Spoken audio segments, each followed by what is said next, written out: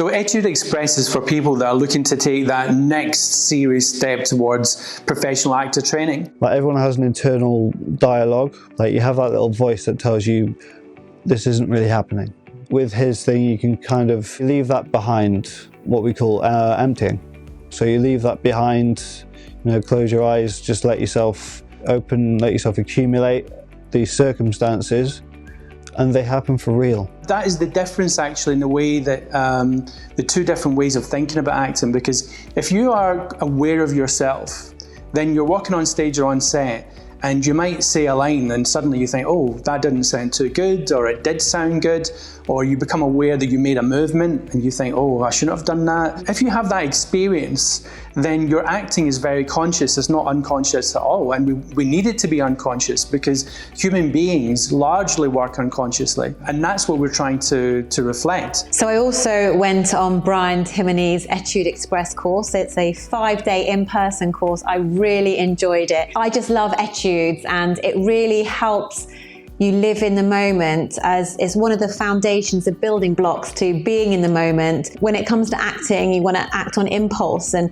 he gives you the confidence, he calls it green lighting, to act on that impulse. He'll also tell you if he thought you wanted to act on an impulse and you didn't, and you're like, yes, I basically, say you wanted to walk towards a table and he knew that, but you didn't do it. You have to get over this, what we call audience threshold. And it's about letting go of the audience, and we start that process immediately. And the way that we start that process is through a particular approach and technique called etudes. And etudes is basically very short scripts that we work with initially, but it teaches the actor how to overcome this audience issue. My favourite part of the etude process was that you get to be so many different characters, and also you just don't know what's going to happen, as it is so spontaneous. You have no clue how the other person's going to say their line, how they're going to react to you, and it just keeps everything really fresh and really authentic and really exciting. I did the Étude course for a week, and we did something called psychological masks, where you go behind stage, you have lots of half masks, which are clay masks laid out in front of you, and you pick one of them which stands out to you and you put it on. You then came out onto stage in front of your fellow colleagues, and Brian would get you to do certain things, and it actually showed that you are hiding behind a mask. All of us do from day to day.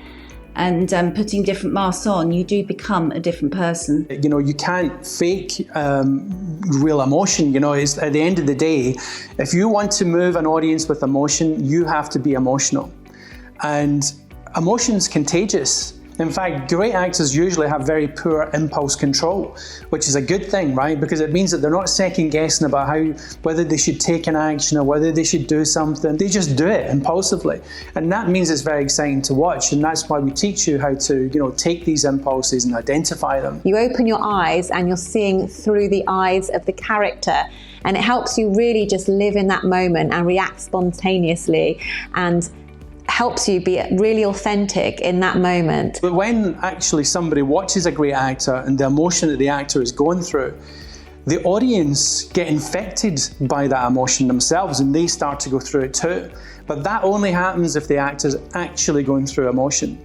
And there's a lot of actors that pretend to be emotional. They'll fake it, they'll pretend it, they'll force it, but ultimately it does not have the same effect as when somebody actually goes through it, and that's integral to the method too. I think as I got to putting my jacket on, I burst into tears, and it was really overwhelming as well, but in a good way. As soon as we finished the scene, it felt like a very proud moment to be able to show that vulnerability, I guess, showing what you could do with a scene when you just took action, as he said. The combination is that in the end, the work becomes very spontaneous, organic, and real and deep and emotional. So it has this, huge impact on an audience. It doesn't just wash over them, it actually moves them at a deep level. It can take quite a long time, in fact, to get that concept actually embedded and happening in an actor. But this happens really quick. We want the actor to be able to kind of create this illusion, if you like, that what they say and what they do on camera or on stage is happening for the first and last time. It's the illusion of first time, if you like. I'm very selective about who I work with, and there's a benefit to that to every student that comes to me, because they get to work with good people. What I mean by good people isn't just about level of ability, it's about attitude. But once you accept who you are and you allow you to be present in the part, you bring the complexity of who you are. And that's what a real actor, artist, if you like, does. It's a bit like Picasso. You know, Picasso didn't think, well, how am I going to pretend to paint this? The guy went inside, you know, and he went, right, what is it? How do I perceive this? If you're willing to put the work in and you're committed to becoming an actor, then 100% you should do it. I think just take that leap and just go for it, really, because it will definitely pay off.